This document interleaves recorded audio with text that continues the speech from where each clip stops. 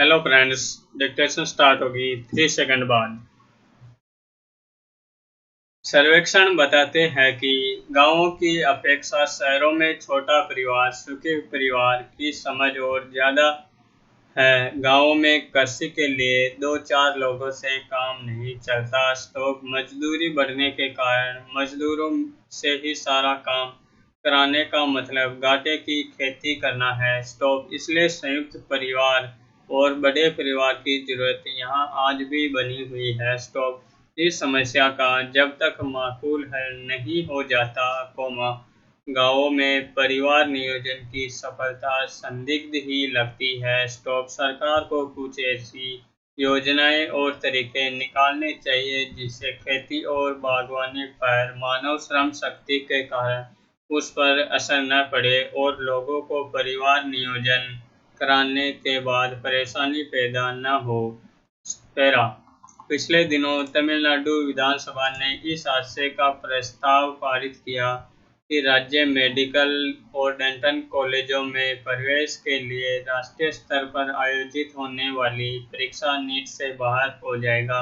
Stop Tamil Nadu सरकार ने यह कहकर नीट का विरोध किया कि इस परीक्षा में बैठने वाले अधिकतर छात्र शहरी क्षेत्रों से आते हैं और वे जब डॉक्टर बनते हैं तो ग्रामीण क्षेत्रों में जाने में आनाकानी करते हैं।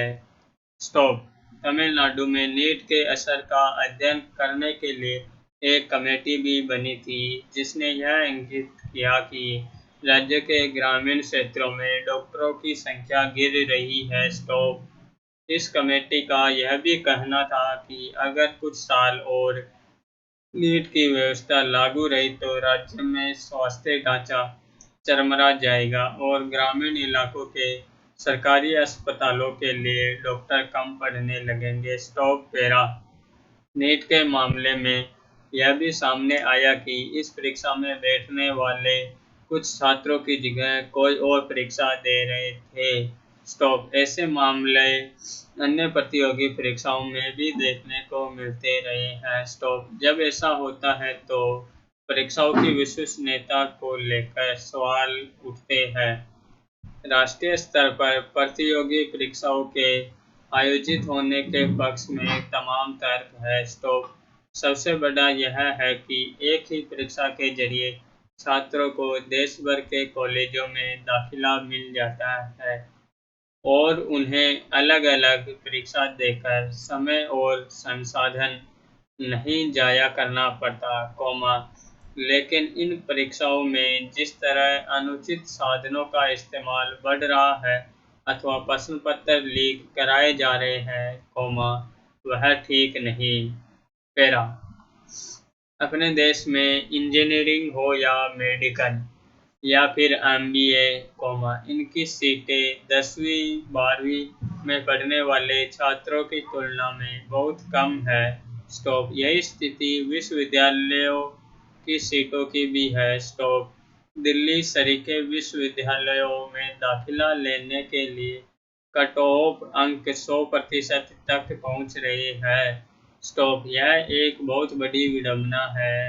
स्टॉप उच्च शिक्षा के लिए बेहतर कॉलेजों में दाखिला पाने के लिए छात्र जी जान लगा देते हैं। स्टॉप वे अपने अभिभावकों के मार्गदर्शन में बचपन में ही यह ठान लेते हैं कि आगे चलकर उन्हें क्या बनना है। स्टॉप इनमें से जिन छात्रों को बेहतर कॉलेजों में दाखिला नहीं मिल पाता, उनमें से कई विदेश के विश्वविद्यालयों में दाखिला ले लेते हैं।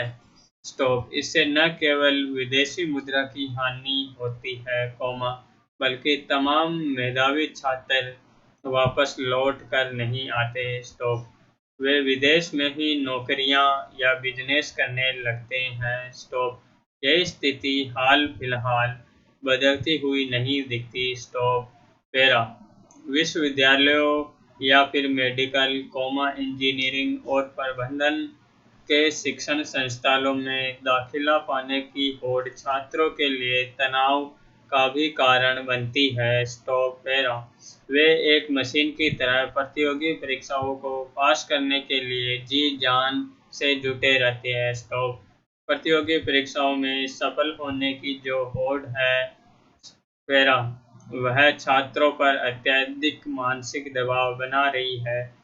स्टॉप। कई छात्र इस दबाव को सहन नहीं कर पाते और कुछ तो आत्महत्या तक कर लेते हैं। स्टॉप। यह स्थिति भारत के भविष्य के लिए ठीक नहीं है। पैरा। अपने देश में तमाम छात्र कोचिंग का सहारा लेते हैं। स्टॉप। इसके चलते देश में एक कोचिंग उद्योग खड़ा हो गया है। स्टॉप। यह उद्योग इसलिए भी खड़ा हो गया है क्योंकि 10वीं 12वीं की पढ़ाई का स्तर ऐसा नहीं कि छात्र बिना कोचिंग का सहारा लिए प्रतियोगी परीक्षाएं पास कर सके। स्टॉप। आखिर 10वीं 12वीं की पढ़ाई का स्तर ऐसा क्यों नहीं हो पा रहा है कि छात्रों को कोचिंग का सहारा न लेना पड़े? Question mark. हालांकि नई शिक्षा नीति में कोचिंग संस्कृति को हानिकारक बताते हुए उसे हतोत्साहित करने पर बल दिया गया है, लेकिन देखना है कि ऐसा हो पाता है या नहीं। Question mark. पैरा। तकनीक के चलन के साथ देश में ट्यूशन या कोचिंग को और सुगम बनाने के लिए ऑनलाइन कोर्स का एक बड़ा बाजार तैयार हो गया है। स्टॉप। एक ऑनलाइन एजुकेशन कंपनियों का मार्केट कैपिटलाइजेशन अरबों रुपए में है। स्टॉप। हालांकि ऑनलाइन कोर्स ग्रामीण क्षेत्र के विद्यार्थी भी पढ़ सकते हैं, पर वे सबकी पहुंच में नहीं है, उन्होंने उन्हें पढ़ने के लिए इंटरनेट तथा ब्रॉडबैंड की आवश्यकता पड़ती है। स्टॉप। स्पष्ट है कि समर्थ अभिभावक ही अपने बच्चों को ऑनलाइन कोर्स करवा पाते हैं। स्टॉप। कोविड के इस दौर में यह बात सामने आई कि सरकारी स्कूलों और यूनिवर्सिटी की ऑनलाइन पढ़ाई में गरीब और ग्रामीण छात्र पिछड़ गए। स्टॉप। पैरा। तमिलनाडु सरकार ने नीट के मामले में जो तर्क दिए, वे अन्य प्रदेश भी दे सकते हैं। स्टॉप। भारत में निजी कॉलेजों में मेडिकल की पढ़ाई करने में करोड़ों रुपए लग जाते हैं। स्टॉप। इतना पैसा वे करने के बाद डॉक्टरों में समाज सेवा का भाव कम हो जाता है। स्टॉप। वे पैसा कमाने की होड़ में लग जाते हैं। स्टॉप। इन सबको देखते हुए कोचिंग और ट्यूशन संस्कृति पर लगाम लगनी चाहिए। स्टॉप।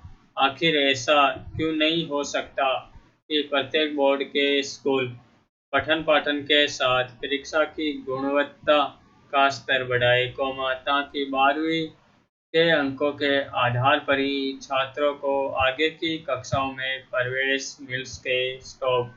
क्या नई शिक्षा नीति उस चलन पर रोक लगाने में सक्षम होगी, जिसके कारण 10वीं 12वीं में छात्र 100 में 98 99 अंक लाने में समर्थ हो जा रहे हैं? Question mark. स्कूलों को यह भी देखना होगा कि वे हर छात्र की मेधा का सही आकलन करने में समर्थ रहे। स्टॉप। शिक्षकों पर यह दारोमदार होना चाहिए कि वे हर छात्र की मेधा तराशे। स्टॉप। नई शिक्षा नीति से ऐसा होने की उम्मीद तो है, लेकिन वह पूरी होगी या नहीं, यह कहना कठिन है। स्टॉप। पैरा। सरकारों को इससे चिंतित होना चाहिए कि ऑनलाइन कोचिंग का बाजार न केवल बढ़ रहा है, बल्कि महंगा होता जा रहा है। स्टॉप। यदि हर शिक्षा बोर्ड स्वयं के ऑनलाइन पोर्टल चलाए और वे सहज सुलभ हो तो छात्रों को प्राइवेट ट्यूशन कोचिंग की जरूरत ही न पड़े। शिक्षा बोर्डों यानी सरकारों के लिए ऐसे ऑनलाइन पोर्टल खड़ा करना कोई बड़ी बात नहीं। सरकारों को उन शिक्षकों पर पाबंदी लगानी चाहिए, जो प्राइवेट कोचिंग या ट्यूशन देते हैं। स्टॉप। वास्तव में शिक्षकों पर ही यह दारोमदार डाला जाना चाहिए कि वे कमजोर छात्रों को स्कूल में ही कोचिंग पढ़ाए। स्टॉप। इसके साथ ही यह भी आवश्यक है कि शिक्षा संस्थानों में इंजीनियरिंग, मेडिकल और एमबीए की सीटें बढ़ाई जाए, ताकि एक तो छात्र उच्च शिक्षा पाने के लिए विदेश जाने को मजबूर न हो और दूसरे आर्थिक रूप से कमजोर एवं ग्रामीण क्षेत्र के छात्रों को बराबर का अवसर मिल सके। Thank you.